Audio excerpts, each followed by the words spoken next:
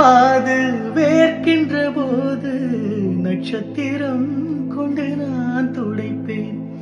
பால் வண்ண பறவை குளிப்பதற்காக பனித்துளி எல்லாம் சேகரிப்பேன். தேவதை குளித்த துளிகளை அள்ளி தீர்த்தம் என்றே நான் குடிப்பேன். அன்பே அன்பே கொல்லாதே, கண்ணே கண்ணை கிள்ளாதே, பெண்ணே புன்னகையில் இதயத்தை வெடிக்காதே. ஐயோ உன்னசைவில் உயிரை குடிக்காதே.